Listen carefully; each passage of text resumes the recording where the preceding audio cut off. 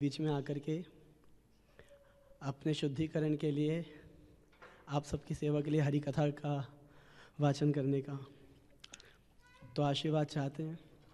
और इस भक्तों से महामंत्र प्रभु यहाँ पर मोहन प्रभु जी सब भक्तों से आशीर्वाद चाहते हैं हम कि हरि कथा बोलें, जिससे कि बोलते बोलते हमारा मन भी कृष्ण में लग जाए और जो भक्त सुन रहे हैं उनको भी हृदय में आनंद की अनुभूति हो और श्री कृष्ण हमसे प्रसन्न हो।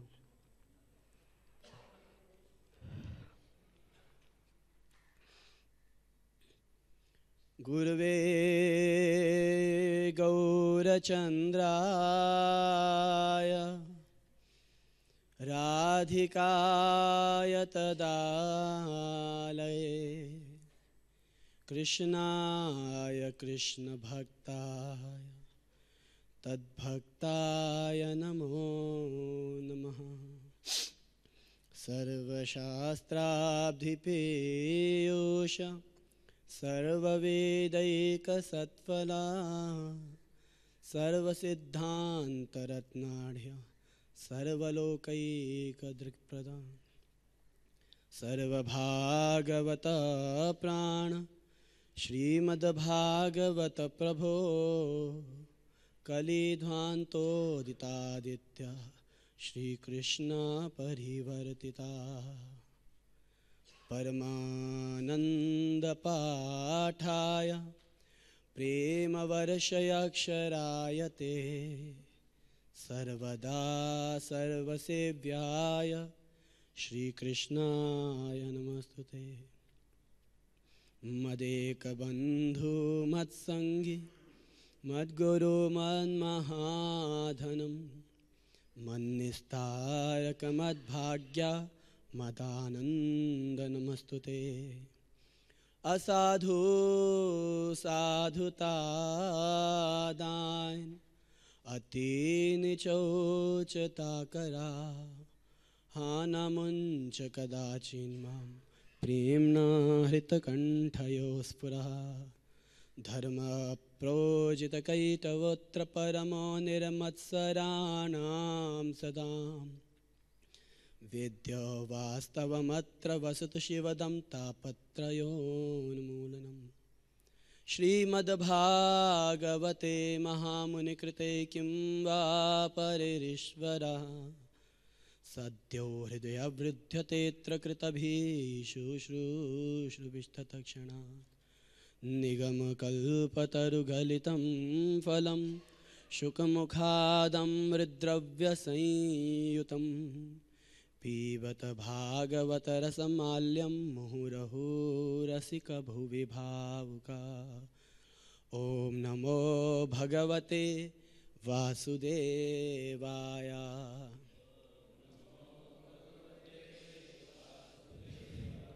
ओम नमो भगवते वासुदेवाय।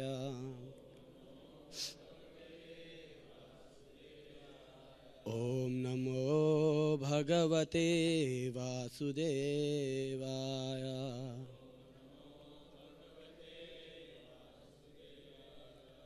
नारायणं नमस्कृत्यं नरं चैव नरोत्तमं देवीं सरस्वतीं व्यासं ततो जयमुदीरये।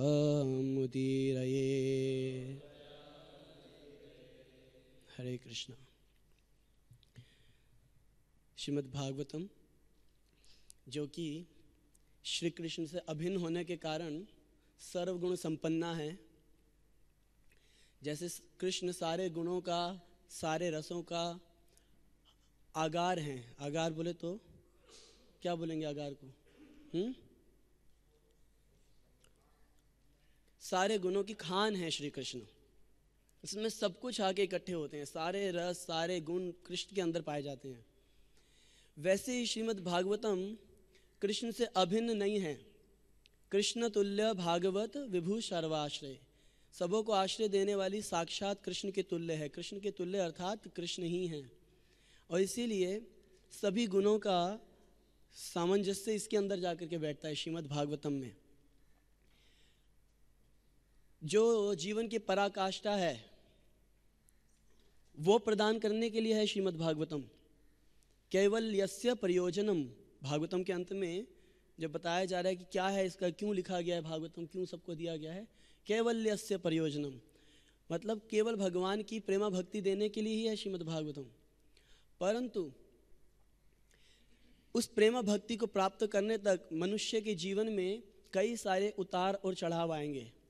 उन परिस्थितियों में किस प्रकार से मनुष्य को जीना चाहिए, धर्म का पालन, किन परिस्थितियों में धर्म का पालन अवश्य करना ही चाहिए, परंतु कुछ ऐसी भी परिस्थितियां हैं जहां पे धर्म का त्याग भी किया जा सकता है। केस स्टडीज लेकर के एक एक चीज को इसमें एक्सप्लेन किया गया है कि धर्म का पालन होना चाहिए, माता पिता का बच्चों को सेवा करनी चाहिए, परंतु और उनकी आज्ञा का पालन करना चाहिए, परंतु जब पिता भगवत विरुद्ध हों तो प्रहलाद महाराज धर्म के विरुद्ध जाकर के अपने पिता की अवहेलना करके कृष्ण भजन में लग गए। तो किस परिस्थिति में जीवन को किस प्रकार से जीना चाहिए वो सब कुछ श्रीमद् भागवतम हमें बताती है।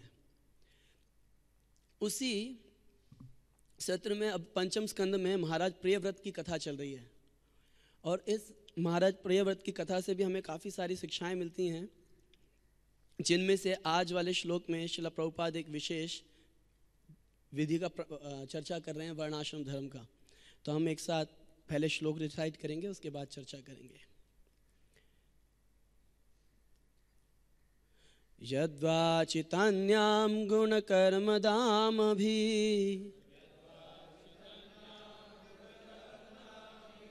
सुदुस्तरैर्वत्स वयं सुयोजिताः सर्वे वहामो बलिमीश्वराय प्रोतानसि द्विपदे चतुष्पदः यद्वाचितान्यां गुणकर्मदामभि सुदस्तरैर्वत्स वयं सुयोजिताः सर्वे वहामो बलिमीश्वराय प्रोतानसि द्विपदे चतुष्पदः यद्वाचितान्यां गुणकर्मदामभि सुदुस्तरैर्वत्स वयं सुयोजिताः सर्वे वहामो बलिमीश्वराय प्रोतानसि द्विपदे चतुष्पदः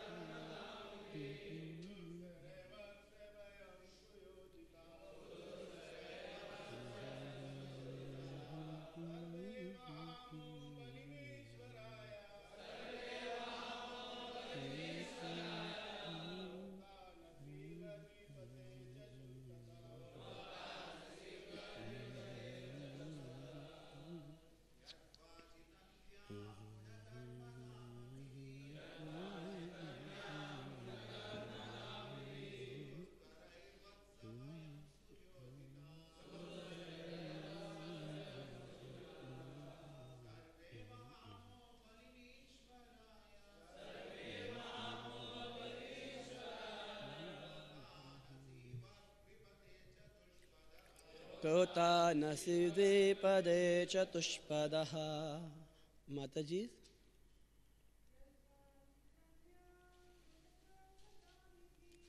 यद्वाचितान्यां गुणकर्मदामभिः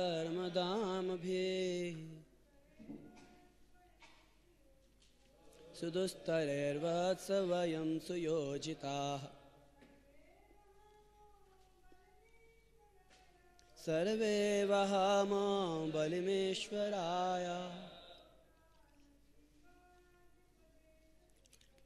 प्रोतानस्वे द्विपदे चतुष्पदः।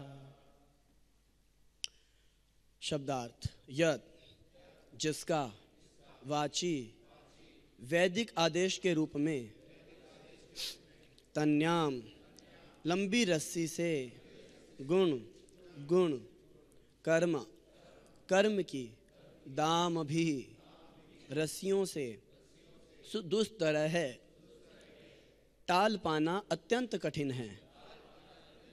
वत्स हे बालक वयम हम सुयोजितः लगे हुए हैं सर्वे सभी वहामः पालन करते हैं बलिम ईश्वर को प्रसन्न करने के लिए उनकी आज्ञाओं को ईश्वराय भगवान को प्रोतः बद्ध होकर नसी नाक में इव सदृश द्विपदे दो पैर वाले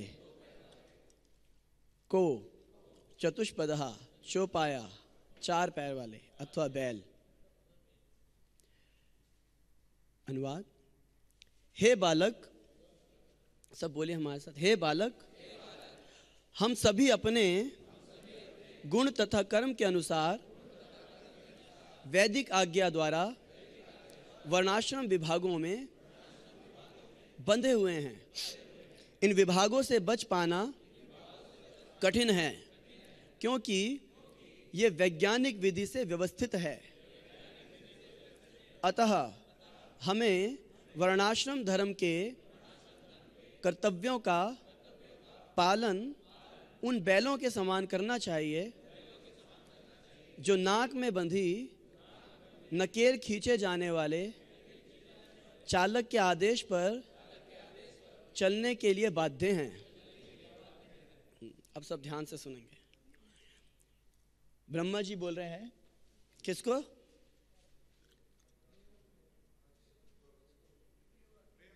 महाराज प्रियव्रत को। हे बालक हम सभी अपने गुण तथा कर्म के अनुसार वैदिक आज्ञा द्वारा वर्णाश्रम विभागों में बंधे हुए हैं। इन विभागों से बच पाना कठिन है क्योंकि ये वैज्ञानिक विधि से व्यवस्थित हैं। अतः हमें वर्ण आश्रम धर्म के कर्तव्यों का पालन उन बैलों के समान करना चाहिए जो नाक में बंधी नकेल खींचे जाने वाले चालक के आदेश पर चलने के लिए बाध्य हैं। तात्पर्य जगतगुरु श्रीला प्रभुपाद जी के द्वारा। श्रीला प्रभुपाद की इस श्लोक में तन्त्याम गुण कर्म दाम ही शब्द अत्यंत महत्वपूर्ण है। हमें प्रकृति के गुणों के साथ अपने संसर्ग के अनुसार शरीर प्राप्त होता है और तदनुसार हम कर्म करते हैं। जैसा कि भगवत गीता में कहा गया है, गुण तथा कर्म के अनुसार सामाजिक प्रणाली के 4 विभाग ब्राह्मण, क्षत्रिय, वैश्य तथा शूद्र व्यवस्थित हैं। किंतु इस संबंध में कुछ मतभेद हैं, क्योंकि कुछ का कहना है कि जब पूर्व जन्म के गुण तथा कर्म के अनुसार देह प्राप्त होते हैं तो जन्म के अनुसार व्यक्ति की सामाजिक पदवी निर्धारित होनी चाहिए। किंतु अन्यों का कथन है कि पूर्व जन्म के गुण तथा कर्म के अनुसार जन्म ही महत्वपूर्ण तत्व नहीं, क्योंकि इस जीवन में भी गुण तथा कर्म बदल सकते हैं। इस प्रकार उनका कहना है कि इसी जीवन के गुण तथा कर्म के अनुसार वर्ण आश्रम के 4 विभाग ब्राह्मण, क्षत्रिय, वैश्य तथा शूद्र किए जाने चाहिए। नारद मुनि ने श्रीमद् भागवत में इस मत की पुष्टि की है। महाराज युधिष्ठिर को गुण तथा कर्म के लक्षणों का उपदेश देते हुए नारद मुनि ने बताया कि इन लक्षणों से समाज विभाजन को नियंत्रित होना चाहिए। दूसरे शब्दों में, यदि कोई व्यक्ति ब्राह्मण कुल में उत्पन्न होकर शूद्र के लक्षणों वाला हो तो उसे शूद्र कहलाना चाहिए, और इसी प्रकार यदि शूद्र में ब्राह्मण के गुण हो तो उसे ब्राह्मण कहलाना चाहिए। वर्णाश्रम प्रणाली वैज्ञानिक है, अतः हम वर्ण तथा आश्रम के विभागों को वैदिक निर्देश के अनुसार स्वीकार कर लें तो हमारा जीवन सफल हो सकेगा। जब तक मानव समाज इस प्रकार से विभाजित और व्यवस्थित नहीं हो जाता वह कभी भी पूर्ण नहीं हो सकता। विष्णु पुराण में कहा गया है, वर्णाश्रमाचरवात् पुरुषेण परः पुमान् विष्णु आराध्यते पुंथा नान्यत् तत्तोष कारणम। भगवान विष्णु की आराधना वर्णाश्रम प्रणाली में निर्दिष्ट कर्तव्यों के समुचित पालन से की जाती है। भगवान को प्रसन्न करने का कोई अन्य साधन नहीं है। मनुष्य को चाहिए कि वे वर्ण आश्रम धर्म में स्थित रहें। पूरा मनुष्य समाज भगवान विष्णु की आराधना के निमित्त है, किंतु इस समय मानव समाज को यह पता नहीं है कि जीवन का यही परम ध्येय या सिद्धि है। इसलिए मनुष्यों को भगवान विष्णु की पूजा ना करके पदार्थ की पूजा करने की शिक्षा दी जाने लगी है। आधुनिक समाज के निर्देशानुसार मनुष्य सोचते हैं कि वे पदार्थ को गगनचुंबी इमारतें, बड़ी बड़ी सड़कें, स्वयंचालित वाहन इत्यादि में परिणत करके सभ्यता को प्रगति के पथ पर ले जा सकते हैं। ऐसी सभ्यता निश्चय ही भौतिकवादी है, क्योंकि इस सभ्यता के लोगों को जीवन लक्ष्य का पता नहीं है। जीवन का लक्ष्य तो विष्णु को प्राप्त करना है, किंतु लोग विष्णु तक ना पहुंचकर भौतिक शक्ति के बाह्य रूप से मोहित हो जाते हैं। अतः भौतिक प्रगति अंधी होती है और इसके जननायक भी अंधे होते हैं। वे अपने अनुयायियों को उल्टी दिशा में ले जा रहे हैं। देखो लोग किस प्रकार से पदार्थ की पूजा करते हैं। जैसे लोग गाड़ी लेकर के आते हैं, अपनी गाड़ी लेकर आते हैं, पूजा कराते हैं उस पर, तो उसमें तो पर्पस है कि उस पर भगवान नरसिंह देव की हम फोटो रखेंगे, उनकी पूजा करेंगे कि कोई विघ्न हो तो उनका नाश हो। लोग क्या बोलते हैं, प्रभु जी हमें अपनी गाड़ी की पूजा करानी है। अरे यार, भगवान की पूजा करनी चाहिए, गाड़ी पूजा करने की वस्तु है क्या? भगवान की पूजा नहीं करनी, हमें किसकी पूजा करानी है? देखो ये है दुर्भाग्यशाली स्थिति। अतः सबसे अच्छा यही है कि वेदों को की आज्ञा मानी जाए, जिसका उल्लेख इस श्लोक में यद वाची के रूप में हुआ है। इस आज्ञा के अनुसार हर व्यक्ति को चाहिए कि वह जाने कि ब्राह्मण है अथवा वैश्य या शूद्र, और इसी के अनुसार उसे शिक्षा मिलनी चाहिए, तभी उसका जीवन कृतार्थ है। अन्यथा सारे मानव समाज में दुर्व्यवस्था फैल जाएगी। यदि मानव समाज वर्ण तथा आश्रम के अनुसार वैज्ञानिक दृष्टि से विभाजित हो जाए और वैदिक आज्ञा का पालन किया जाए तो मनुष्य का जीवन चाहे वह जिस पद पर हो सफल हो सकेगा। ऐसा नहीं है कि केवल ब्राह्मणों को दिव्य पद प्राप्त होगा, शूद्रों को नहीं। यदि वैदिक आज्ञा का पालन किया जाए तो सभी वर्ण, चाहे वह ब्राह्मण, क्षत्रिय, वैश्य अथवा शूद्र हो, दिव्य पद तक पहुंच जाएंगे। वेदों की आज्ञाएं भगवान के प्रत्यक्ष आदेश हैं। इस श्लोक में रस्सी से नाथे हुए बैल का दृष्टांत दिया गया है, जो हाँकने वाले के निर्देशानुसार चारों ओर घूमता है। इसी प्रकार यदि हम वेदों के निर्देशानुसार चले तो हमारा जीवन पथ सुस्थिर हो सकता है। अन्यथा अपनी सनक के अनुसार कार्य करते रहने से हमारा जीवन निराशापूर्ण बन जाएगा। क्योंकि इस समय लोग वेदों के निर्देशानुसार नहीं चल रहे, इसलिए इतनी अव्यवस्था है। अतः हमें चाहिए कि हम ब्रह्मा जी द्वारा प्रियव्रत को दिए गए निर्देश को वास्तविक वैज्ञानिक निर्देश मानकर अपने जीवन को फलीभूत करें। भगवद गीता में भी इसकी पुष्टि की गई है। यह शास्त्र वृद्धिम उत्सृज्य वर्तते काम कारतः ना सा सिद्धिम अवाप्नोति ना सुखम ना पराम गतिम। यदि हम शास्त्रों अर्थात वेदों के निर्देश के अनुसार नहीं चलते तो हमें जीवन में कभी भी सफलता प्राप्त नहीं हो सकती। सुख अथवा उच्च पद प्राप्त करने की बात तो दूर रही। नमो विष्णुपादाय कृष्णापृष्ठाय भूतले श्रीमते भक्तिवेदांत स्वामिनिति नामिने। नमस्ते सारस्वते देवे गौरवाणी प्रचारिणे निर्विशेष शून्यवादी पाश्चात्य देशतारिणे। मूकं करोति वाचालं पंगुं लंघयते गिरिं यत्कृपातमहं वन्दे श्रीगुरुं दीनतारिणं परमानन्दमाधवं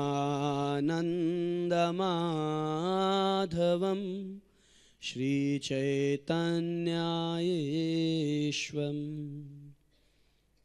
हरे कृष्ण।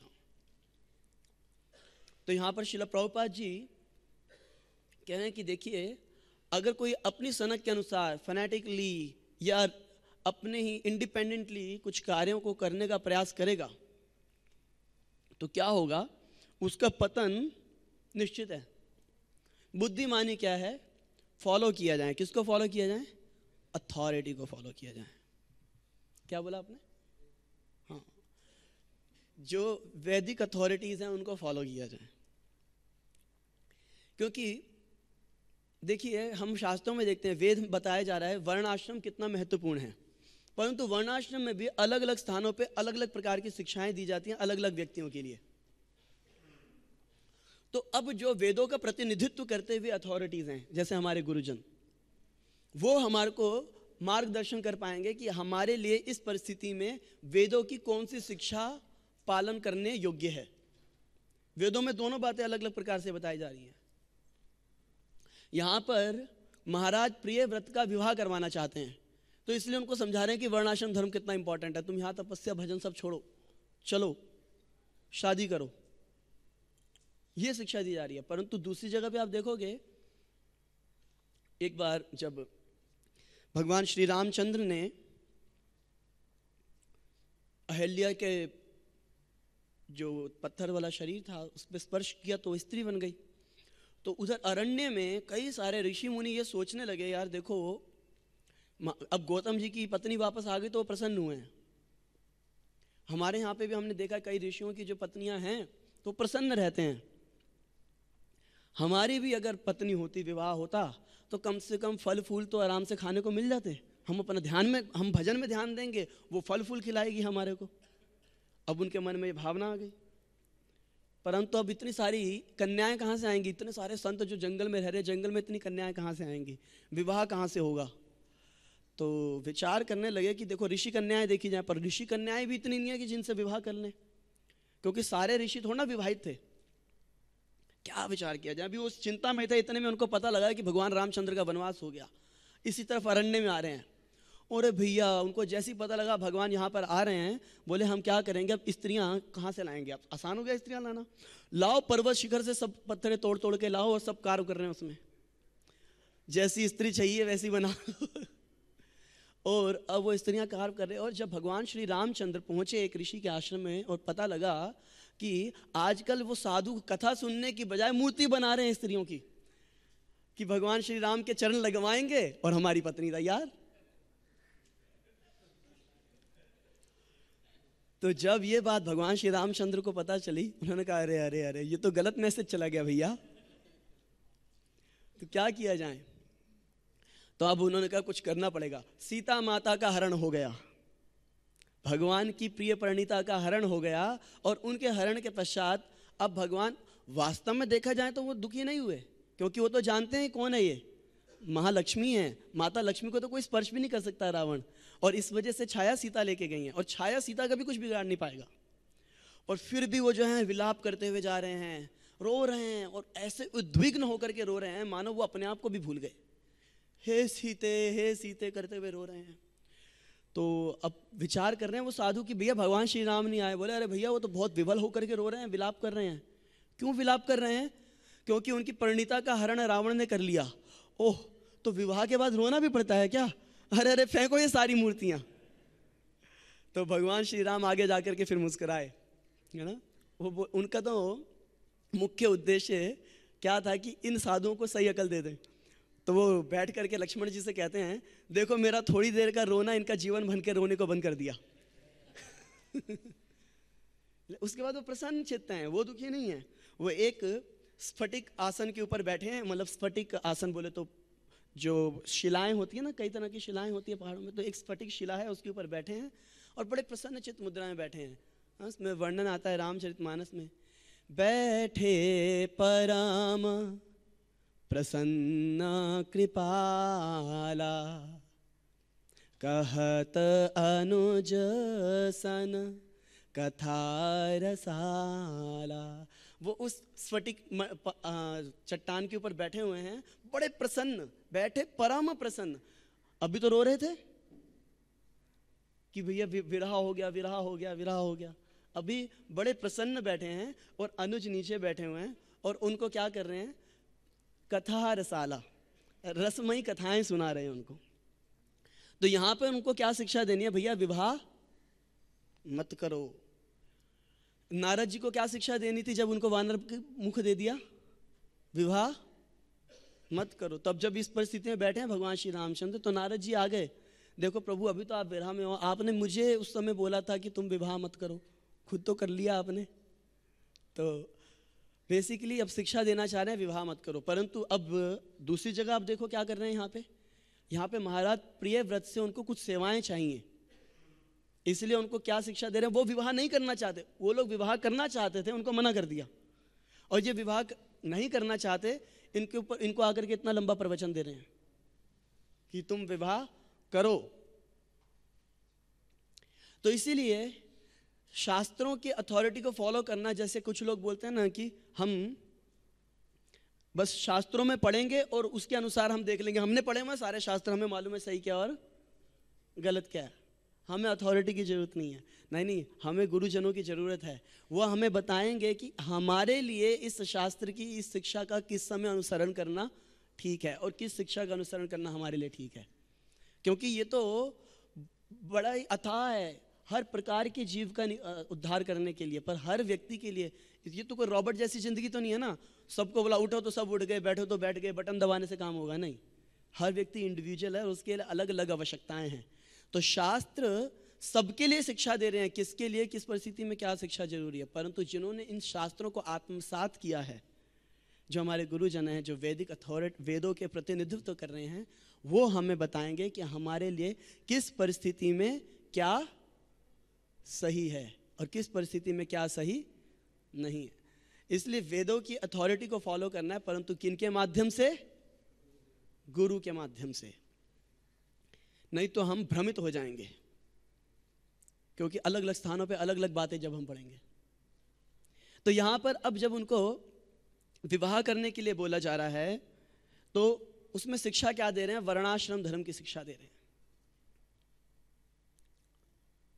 वर्णाश्रम धर्म की शिक्षा दे रहे हैं कि ये ना समझ लिया जाए, कभी कभी मन में ऐसी धारणा भी आ सकती है कि सर्वश्रेष्ठ आश्रम, जैसे हमने कईयों के बीच में सुना है, सबसे बड़ा और सबसे मुख्य आश्रम कौन सा है? क्या बोला जाता है पब्लिक में? गृहस्थ आश्रम। अच्छा जी, बताइए गृहस्थ आश्रम कहां से शुरू हुआ? कहां से? ब्रह्मचारी आश्रम से। तो फिर सबसे बड़ा ब्रह्मचारी आश्रम, तो ब्रह्मचारी कहां से आए?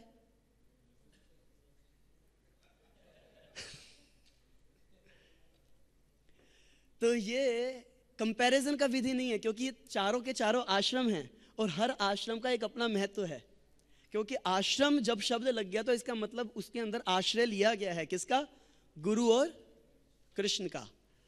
तो जिस व्यक्ति के लिए जिस समय पर जौन सा आश्रम भगवान ने और भक्तों ने निर्धारित किया है, और या उसके भाग्य ने निर्धारित किया, वो आश्रम उसके लिए परफेक्ट है, अगर वो उस आश्रम में भगवान का भजन कर रहा है ना। जैसे इसी में हम 5वें श्लोक के तात्पर्य में श्रील प्रभुपाद जी बता रहे हैं कि दो परिस्थितियों में व्यक्ति भगवत भक्ति से विचलित होता है। विचलित नहीं होता, दो प्रकार से भगवत भक्ति में वो आते हैं ऑब्स्टिकल्स। क्या बोलेंगे ऑब्स्टिकल्स को? बाधाएं आती हैं, दो प्रकार से आती हैं। एक प्रकार से कैसे होती है कि उसने वैष्णव अपराध किया, और वैष्णव अपराध तो इस प्रकार से उसकी भक्ति को निर्मूल करना शुरू कर देता है, जैसे कि पागल हाथी जड़ से किसी बाग के अंदर घुस करके बगीचे को उखाड़ना शुरू कर दें। तो एक तो यह है वैष्णव अपराध, जो एक प्रकार से भक्ति को निर्मूल ही कर देता है।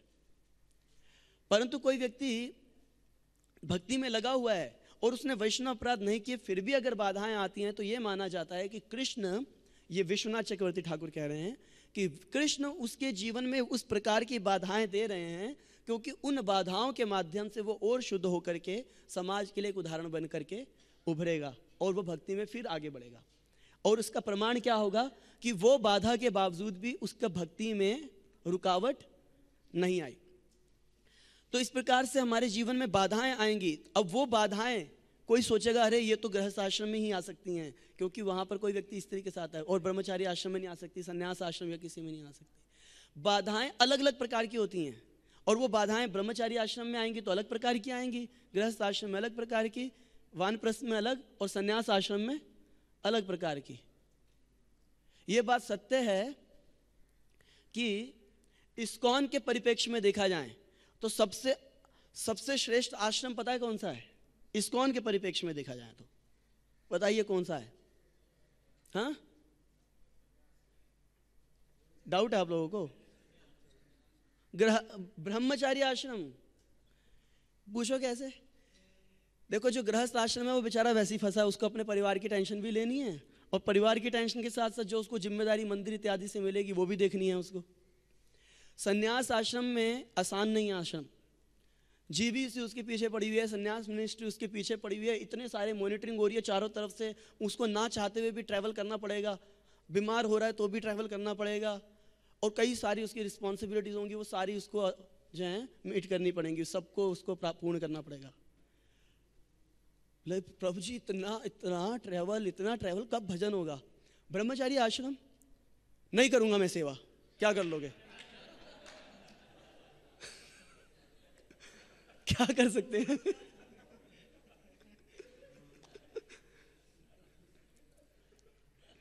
तो इस्कॉन के परिप्रेक्ष्य में बेस्ट आश्रम है ये। वही हम जप करेंगे, भाई साहब वो सेवा छोड़ के जप करे जा रहा है, कोई रोक सकता है उसको?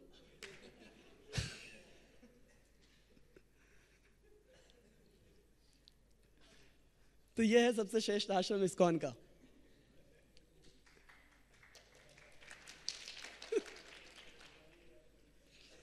तो ये वर्ण आश्रम जो है विधि, परंतु हमें इसमें याद रखना पड़ेगा कि इनमें से कोई सा भी आश्रम छोटा या कोई सा भी बड़ा नहीं है।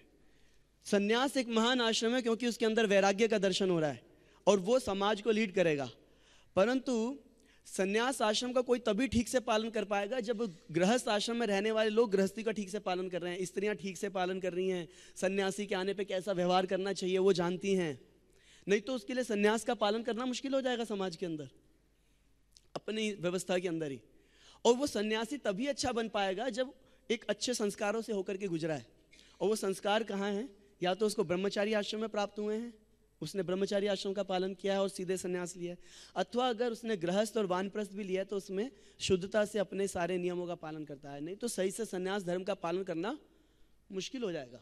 अगर किसी ने आजीवन कृष्ण नाम नहीं लिया तो आसान है क्या मृत्यु के समय उसके जीवन मुख पे कृष्ण नाम आना? नहीं है। उसी प्रकार से अगर किसी ने ब्रह्मचारी आश्रम या फिर उसके बाद अगर उसने बाकी 3 आश्रमों में भी प्रवेश किया है, उनका ठीक से पालन नहीं किया, तो क्या संभव है संन्यास आश्रम का सही से पालन कर पाना? नहीं। इसीलिए हर आश्रम का एक अपना महत्व है और समाज को सबकी आवश्यकता है। वैसे ही हर वर्ण का, शूद्र हो, वैश्य हो, क्षत्रिय हो या ब्राह्मण, सबका एक अपना महत्व है। खाली सारे ब्राह्मण ही ब्राह्मण हो जाएंगे और कोई हर व्यक्ति बोलेगा कि मैं झाड़ू क्यों लगाऊं, मैं तो ब्राह्मण हूं, चलेगा समाज? नहीं चलेगा। सिर्फ क्षत्रिय ही क्षत्रिय हो जाए, जी हम तो एडमिनिस्ट्रेशन संभालेंगे, बोले सारे ही मैनेजर हैं, देयर इज नो लेबर, चलेगा समाज? नहीं चलेगा। इसलिए समाज को चारों वर्णों की आवश्यकता है और चारों आश्रमों की आवश्यकता है, परंतु आश्रमों की, भोगियों की नहीं। जैसे प्रभुपाद जी एक बार बोले ना, we don't need bachelor daddies. आश्रम में होना चाहिए। लोग सोचते हैं विवाह नहीं किया तो ब्रह्मचारी और उसके अलावा जो करता रहे, तो प्रभुपाद जी बोलते हैं we don't need bachelor daddies, और दूसरी तरफ से वी डोंट नीड ग्रह मेधीज। गृहस्थ तो होने चाहिए, ग्रहेशु ग्रह मेदीना, ओ क्या नाम है, ये नहीं चाहिए हमारे को। ग्रहेशु कूट धर्मेशु, हर तरह से पॉलिटिक्स इत्यादि में फंस गए, डोमेस्टिक पॉलिटिक्स नहीं चाहिए। हमें ऐसा वानप्रस्थ नहीं चाहिए जिसमें लेविश लाइफ जी रही हो, खूब सारा पैसा इकट्ठा करा हमने सारा जीवन, और उसके बाद एक बढ़िया सा पैलेस बना करके वहाँ रह रहे हैं, बच्चों को दूसरी जगह रखा हुआ है, 4-5 नौकर रखे हुए हैं और एकदम लेविश लाइफ चल रही है। बोले क्या जी? जी हमारा वानप्रस्थ चल रहा है। इस प्रकार से हमारे को ऐसे नहीं चाहिए, हमारे को आश्रम चाहिए। तो 4 आश्रम और 4 वर्ण, वर्ण में भी शुद्धता कि वो कार्य जो है शुद्धता से अपने धर्मों का पालन किया जा रहा है। और ये चारों में आप ऐसा नहीं कर सकते कि कौन सा बड़ा कौन सा छोटा। आप ये नहीं कह सकते कि मेरा सर मेरे लिए ज्यादा इंपॉर्टेंट है, लाओ कुल्हाड़ी मारूंगा पैर पे, नहीं कर सकते। जितना आपके लिए आपका सर इंपॉर्टेंट है, आपका पैर उतना ही आपके लिए इंपॉर्टेंट है। ऑफ कोर्स बहुत जैसी स्थिति ऐसी आ जाएगी जबकि भैया दोनों में से क्या चूज किया जाए, तो आप कहोगे जान दो भैया पैर को। नहीं तो आपको जनरली कोई बोलेगा आपका सर फोड़ू या पैर, आप क्या बोलोगे? हाँ भाई कुछ मत फोड़ो, ठीक रहने दो, है ना। आप कंपेयर नहीं कर सकते कि सूरज ज्यादा इंपॉर्टेंट या हवा, क्या ज्यादा इंपॉर्टेंट है? दोनों इंपॉर्टेंट है। अब बोले सूरज और हवा तो इंपॉर्टेंट है, जल इंपॉर्टेंट नहीं है ना। उसी प्रकार से और इन दोनों, इन सब में तुलना नहीं कर सकते कौन बड़ा। वैसे ही इन वर्णों में, उन आश्रमों में ये तुलना नहीं की जा सकती कौन सा बड़ा। सबका अपना अपना महत्व है। अगर कोई अपने अपने आश्रम और वर्ण का सही से पालन करता है, भगवान क्या बोल रहे हैं भगवद गीता में कि जो अपने ही, जो उसका धर्म है उसका ठीक से पालन करता है तो वो मुझे प्रसन्न करता है। क्यों? अतः पुंभी द्विजा श्रेष्ठा वर्णाश्रम विभाग्यो स्वनिष्ठितस्य धर्मस्य संसिद्धिर हरितोषणम। हरि को संतुष्ट करने के लिए है ये। अगर हम इसी भाव से इसका पालन करते हैं तो हम जिस वर्ण में हैं, चाहे वो शूद्र ही क्यों ना हो, शूद्र वर्ण ही क्यों ना हो, और जिस आश्रम में है, चाहे वो चारों में से कोई सा भी आश्रम हो, जिस वर्ण में है, जिस आश्रम में है, यदि हमने ये लक्ष्य निर्धारित कर लिया कि इसका पर्पस गुरु और कृष्ण को संतुष्ट करना है, हरितोषणम, हरि संतुष्ट नहीं होंगे अगर हम गुरु को संतुष्ट करने का प्रयास नहीं करेंगे। गुरु और हरि को संतुष्ट करने की भावना को हृदय में धारण करके अगर इन चारों में से किसी भी वर्ण या आश्रम का पालन शुद्ध भाव से किया जाएगा तो हमारे को परफेक्शन जरूर मिलेगी। और परफेक्शन क्या है? हरि चरणों की भक्ति, संसिद्धिर हरितोषणम। और हम देखते हैं कि जब श्री चैतन्य महाप्रभु से बोला गया कि वर्ण आश्रम का पालन किया जाए, देखिए महाप्रभु ने बोला एह भाई। क्या बोला महाप्रभु ने? ए भाई। ये एक्सटर्नल है, आगे कहो आर। अगर ये इतना ही बेकार बात थी, क्या रामानंद राय जी को मालूम नहीं था कि ये बिल्कुल ही थर्ड क्लास बात है, इसको नहीं बोलना चाहिए महाप्रभु के सामने? कि रामानंद राय क्या लो ग्रेड के डिवोटी थे? इसका मतलब ये कोई इंपॉर्टेंट चीज है। हमें किसी ना किसी आश्रम में रहना पड़ेगा, आश्रम के बाहर नहीं रह सकते। चाहे तो हम ब्रह्मचारी आश्रम में रहें, गृहस्थ आश्रम में रहें, वानप्रस्थ आश्रम में रहें या फिर संन्यास आश्रम में।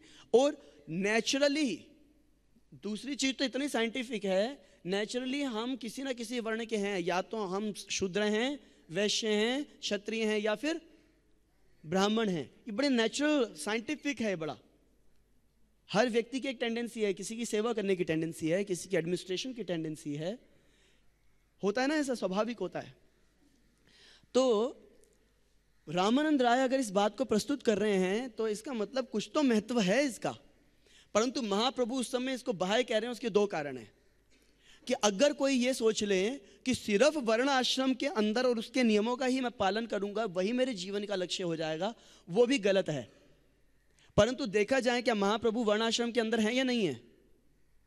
श्री गौर हरि वर्णाश्रम धर्म का पालन कर रहे हैं या नहीं कर रहे? बड़े ही कठोरता से कर रहे हैं। बाह्य तो कह रहे हैं परंतु बड़ी ही कठोरता से। जब तक वो क्या नाम है गृहस्थ आश्रम में थे, इतना शुद्धि से गृहस्थ आश्रम का पालन किया, और जब सन्यास में गए तो शायद उनके जैसा कोई सन्यासी नहीं हुआ। यति नाम अग्रगण्य, उनके जैसा कोई यति नहीं हुआ होगा, जैसी कठोरता से उन्होंने सन्यास धर्म का पालन किया है। कि हरिदास जी, छोटा हरिदास कि एक स्त्री से अरहर मांग करके ले आए, नहीं गोविंद हरित की मांग करके ले आए थे, और एक्स्ट्रा ले आए थे कि भैया रोज मांगते हैं महाप्रभु, थोड़ा एक्स्ट्रा ले आता हूं। तो बोले कि संग्रह करते हो तुम, और इतना डांटा उसको कि तुम संग्रह करते हो। छोटा हरिदास जी ने केवल एक स्त्री से बात कर ली थी और शायद उनके मन में हल्का सा कुछ भाव आया होगा, उसको निकाल दिया। किस कठोरता से बता रहे हैं कि वर्णाश्रम धर्म का पालन किया जाना चाहिए महाप्रभु। परंतु यह भाई कह रहे हैं कि कहीं जीव ये ना सोच लें कि ये वर्णाश्रम धर्म ही सर्वे सर्वा है, क्योंकि किसी भी परिस्थिति में मुख्य उद्देश्य क्या है? सर्वे विधि निषेधेषु एतो योरेव किंकरा।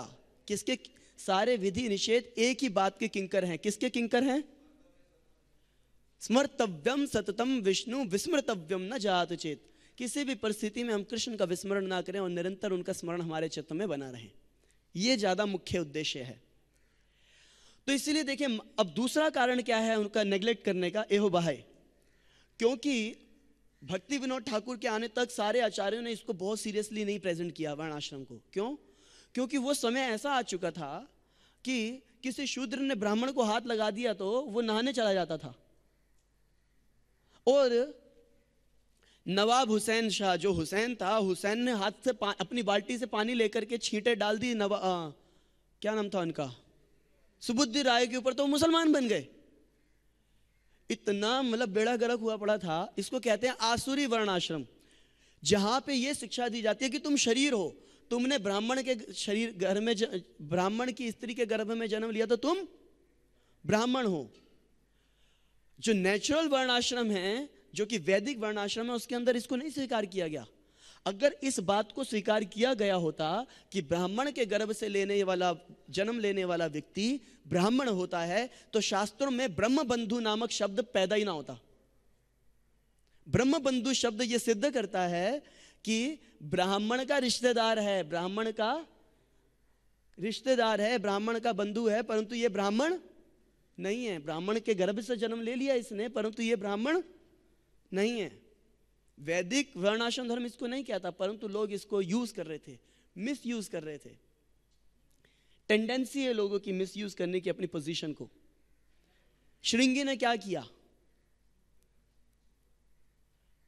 श्रृंगी ने उस राजा को, जिस राजा के साम्राज्य में बैठ करके उसने भजन किया, तपस्या करी और ये शक्तियां प्राप्त करी अपनी तपस्या तपोबल से कि वो किसी को श्राप दें और वो फलीभूत हो जाएं, जिस राजा के साम्राज्य में ये कर पाया, जिस राजा की फैसिलिटीज के आधार पे ये कर पाया, परंतु अहंकारवश कि मैं तो ब्राह्मण हूं, क्या बोला? अरे ये तो हम लोगों की निगरानी करने वाले कुत्ते हैं, परीक्षित महाराज को बोलता है, और उनको श्राप दे दिया। अब मैं बताता हूं, देखो समाज का उद्धार कैसे किया जाएगा। ये अहंकार जब शीश में भर गया चित्त, और साथ ही साथ ईर्ष्या जागृत हो गई जीव में, तो फिर वो सत्य को असत्य और असत्य को सत्य मानने लग जाता है। और उसको अब ऐसा लगने लगा, मैं बताता हूं समाज का उद्धार कैसे होगा, मारो इस राजा को। वही दक्ष ने किया अहंकारवश, कि उसको लग रहा था मैं ब्राह्मण कुल में जन्म लिया हूं, मैं राजा भी हूं, और ये शिव जी मुझे प्रणाम नहीं कर रहे, ना हम अज्ञा, मैं कोई मूर्ख नहीं हूं, ना धार्मिका, ना ही मैं अधर्म के मार्ग पर हूं, इसलिए मैं सत्य जानता हूं सही क्या, मैं इसको अब शाप दूंगा। अपनी पोजीशन से आसक्त, और उसकी वजह से, अटैच होने की वजह से पाप किए। और यही अलग अलग क्षेत्रों में, यहां तक कि शूद्र वर्ण में भी यह देखा गया है कि अपनी पोजीशन को स्ट्रांग बनाए रखने में, दूसरे का अहित करने में कोई चिंता नहीं करी, बल्कि अपना अहित कर लिया।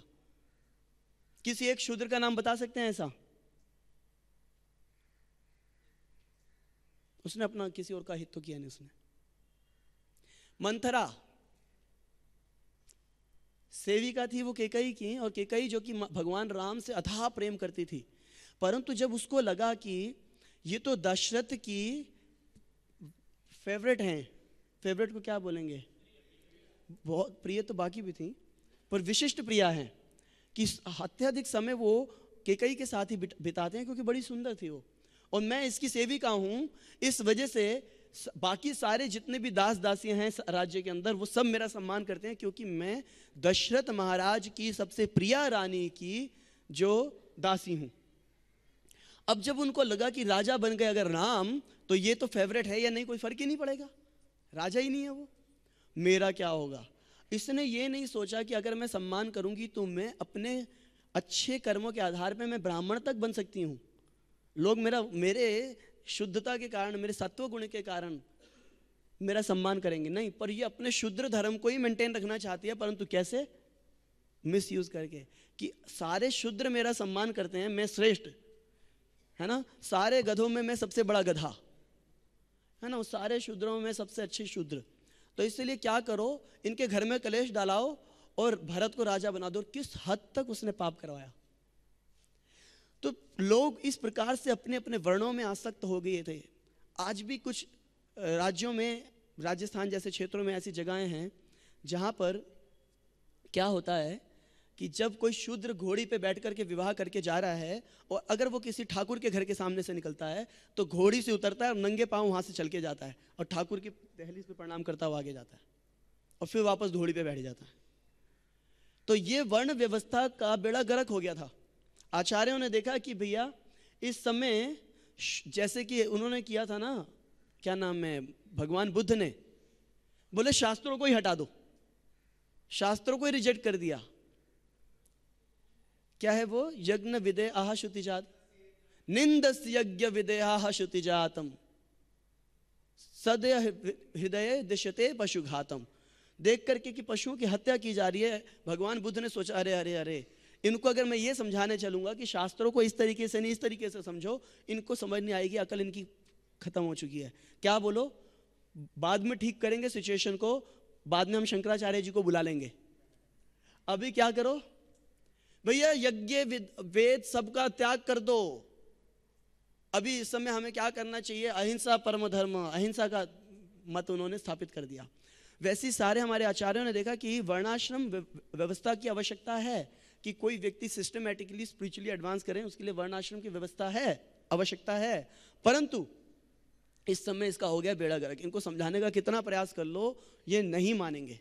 तो इसीलिए वर्ण आश्रम की चर्चा ऑलमोस्ट उन्होंने बंद करना शुरू कर दी। ज़्यादा फोकस किस पे कर दिया, जो इंपॉर्टेंट चीज़ है, इंपॉर्टेंट क्या है, हरि भजन, सारा फोकस उस पर कर दिया। जब भक्ति विनोद ठाकुर आए, श्री भक्ति विनोद ठाकुर ने देखा कि अब मॉडर्न टाइम आ रहा है जहाँ पर कि ब्रिटिश जो है गवर्नमेंट, वो भी इस वर्ण व्यवस्था के खिलाफ फाइट कर रही है, कई सारे उस समय लोग खड़े हो रहे हैं वर्ण व्यवस्था के खिलाफ।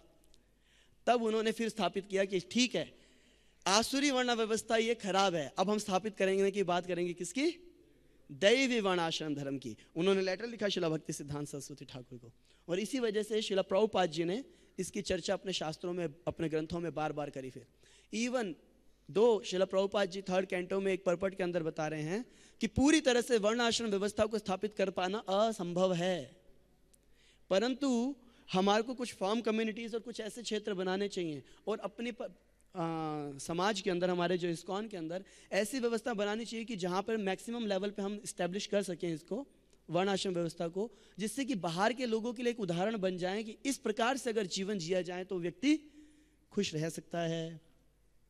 और ये वर्ण व्यवस्था थोड़ी हट करके है, ये दैवी वर्णाश्रम धर्म नेचुरल से भी थोड़ा हट करके है। नेचुरल वर्णाश्रम धर्म में क्या है कि एक ब्राह्मण और ब्राह्मणी का जब संगम होता है तो उनके संगम में दोनों ही शुद्धता से अपने धर्मों का पालन कर रहे हैं, और सारे नियमों का, संस्कारों का पालन करते हुए जब संतान की उत्पत्ति होती है तो वो भी, उसके अंदर भी ब्राह्मणों के गुण पाए जाते हैं, और वो ब्राह्मण ही होता था। और गलती से अगर किसी के अंदर ब्राह्मण के गुण नहीं हुए तो उसको ब्रह्म बंधु घोषित कर दिया गया। तो ये तो है वैदिक विधि, परंतु ब्राह्मण जो है वो ब्राह्मण का ही कार्य करता था, शूद्र शूद्र का ही कार्य करता था। परंतु दैवी वर्णाश्रम क्या है, जैसा कि महाराज परीक्षित ने या युधिष्ठिर महाराज ने दिखाया कि शास्त्र अनुसार ब्राह्मणों से भी ऊंची स्थिति किसकी है, वैष्णवों की। परंतु समाज के हित के लिए, भगवत सेवा के लिए, वैष्णव सेवा के लिए, ब्राह्मण से भी ऊपर वैष्णव होते हुए भी महाराज युधिष्ठिर किसकी कैपेसिटी में कार्य कर रहे थे, क्षत्रिय की।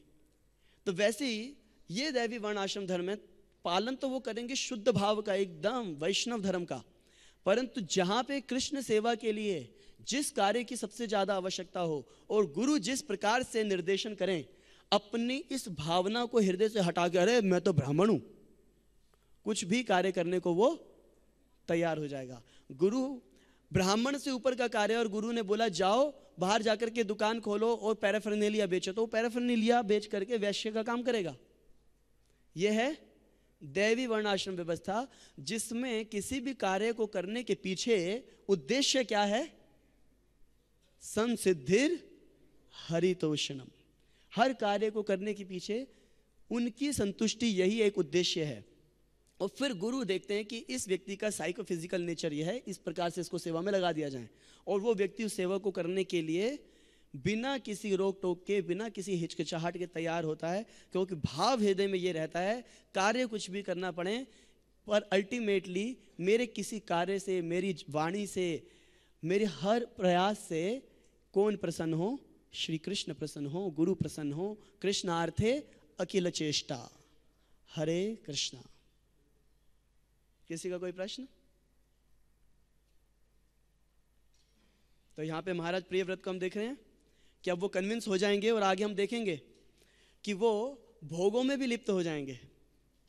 पर प्रभुपाद जी बताते हैं कि टेम्परेरीली अगर कोई भक्त भोगों में लिप्त भी हो गया, क्योंकि वो बाद में वापस शुद्ध भक्ति के पालन पे आ गए, तो ज्यादा समय नहीं लगेगा, वापस घूम फिर करके काओ घी और बालम राइस तो और कहीं नहीं मिलेगा ना, लौट के बुद्धू। हरे कृष्ण।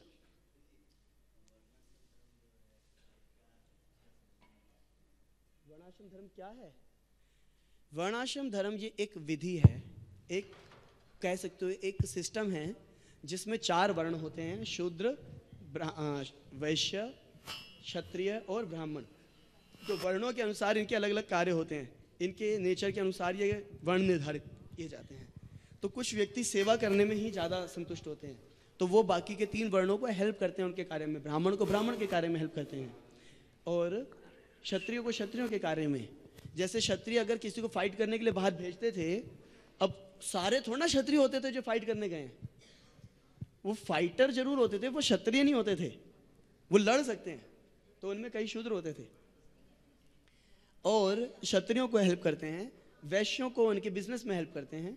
इस प्रकार से वो 3 वर्णों की हेल्प करते हैं उन कार्यों को संपादन करने में। वैश्य क्या करता है? गो रक्षा करते हैं, तो गो रक्षा कर रहे हैं तो शूद्र उसमें हेल्प कर रहे हैं। खेती बाड़ी करते हैं जिससे कि अन्न इत्यादि का उत्पादन हो, वाणिज्य, ये सब चीजें करते हैं वो। क्षत्रिय क्या करता है? पालन करने का कार्य करते हैं, रक्षा का कार्य करते हैं, प्रोटेक्शन का, एडमिनिस्ट्रेशन संभालते हैं, उसमें भी शूद्र उनको हेल्प करते हैं। और ब्राह्मण वो यज्ञ याजन, पठन पाठन, दान प्रतिग्रह और भगवत सेवा इत्यादि इन कार्यों में लगते हैं, और शूद्र उनकी हेल्प करते हैं। ये तो हो गया वर्ण व्यवस्था। और इसी प्रकार से आश्रम व्यवस्था है, ब्रह्मचारी, गृहस्थ, वानप्रस्थ और सन्यास। तो व्यक्ति के साइकोफिजिकल नेचर के अनुसार गुरु शास्त्र का अनुमोदन करते हैं कि किस आश्रम में। ब्रह्मचारी आश्रम में तो सबको ही रहना चाहिए, इसमें तो कोई दो राय है ही नहीं।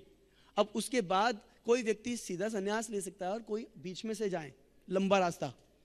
तो ये भी गुरु और कृष्ण शास्त्र के अनुसार देखा जाता है, हाँ इसका इस प्रकार का नेचर है, तो इस आश्रम के माध्यम से इसको लेके जाएं। परंतु हर आश्रम और जो ये है वर्ण है, उसका मुख्य उद्देश्य क्या है कि अपने स्वभाव के अनुसार कार्य करते हुए मन को श्री कृष्ण में हम लगा सकें। हरे कृष्ण।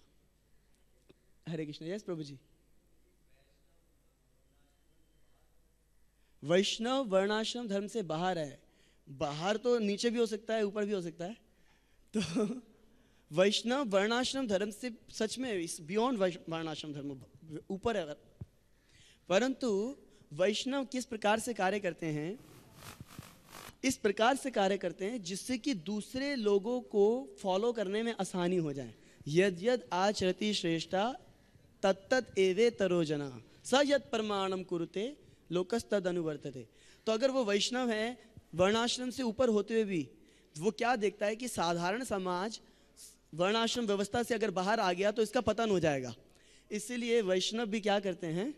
वर्णाश्रम का पालन करते हैं। जैसे कि भक्ति सिद्धांत सरस्वती ठाकुर जो कि परम महाभागवत हैं, वो क्या कहते हैं कि राधा कुंड में तो शिला भक्ति विनोद ठाकुर रहेंगे, वो परम हंस हैं, मतलब सारे वर्णाश्रम से बाहर हैं। हम तो वर्णाश्रम का पालन करते हुए सन्यासी हैं, हम रहेंगे गोवर्धन में।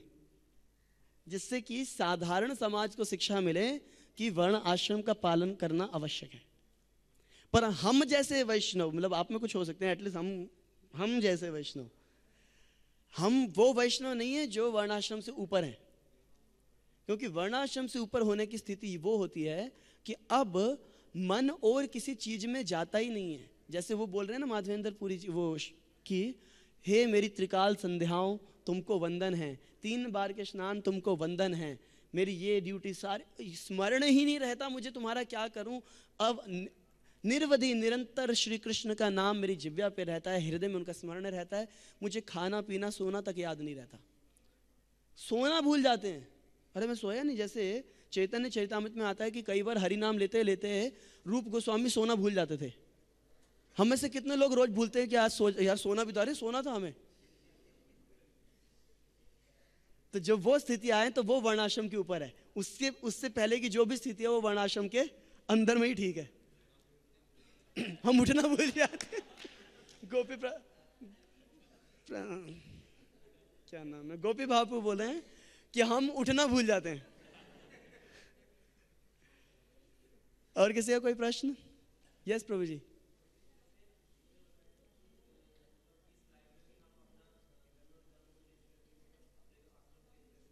हाँ, कर्ण,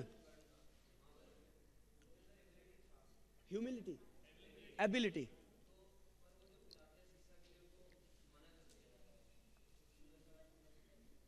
thank you very much Prabhu ji, बहुत बढ़िया प्रश्न आपका। कि कर्ण के अंदर मतलब एबिलिटी थी। याद रखना, आपने शब्द जो बोला वो एबिलिटी थी, क्या नहीं था? क्वालिफिकेशन नहीं थी। उसके अंदर सीखने का सामर्थ्य था पर सीखने की योग्यता नहीं है। सामर्थ्य है फिर भी उनको मना क्यों किया गया? देखिए, क्षत्रिय जो है वो केवल फाइटर नहीं होता है।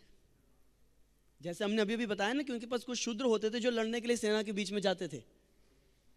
क्षत्रिय का काम क्या है? प्रजा का पालन कर सकें।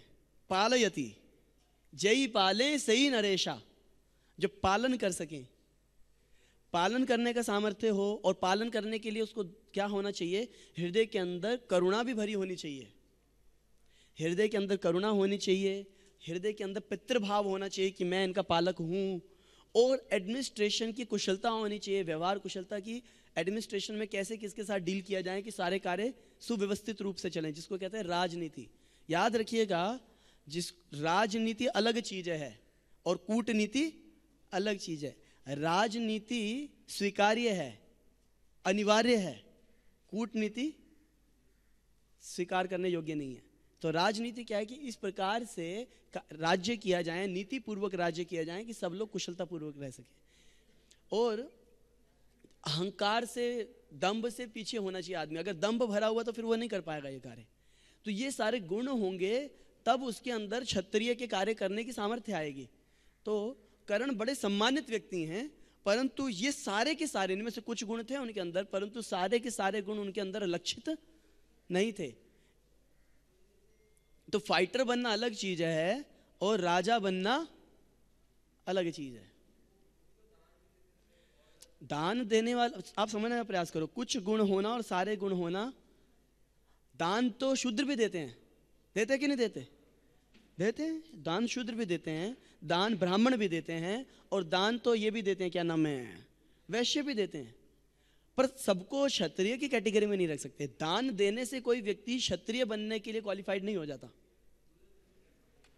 हाँ, दुर्योधन के अंदर प्रजा पालन करने की बहुत अच्छी सामर्थ्य थी। उसने तो, उसको तो केवल अपना राज्य पाने की इच्छा थी, और उसने जो कूटनीति करी अपने भाइयों के साथ करी। प्रजा को उससे कोई आपत्ति नहीं थी, प्रजा को कोई आपत्ति नहीं थी। ऐसा आपको पूरे महाभारत में नहीं मिलेगा कि प्रजा दुखी थी, ये राज्य क्यों कर रहा है। समझ रहे हैं हम? हरे कृष्ण। जगत गुरु श्रील प्रभुपाद की, श्रीमद् भागवत महापुराण की, निताई गौर प्रेमानंदे, अनंत कोटि वैष्णव वृंद की जय।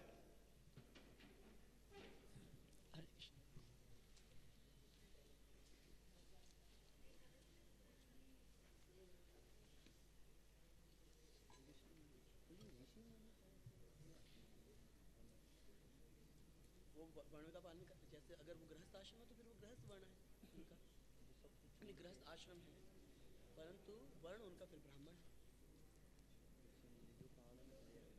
हाँ, परंतु विवाहित है, विवाहित है या विवाहित नहीं है,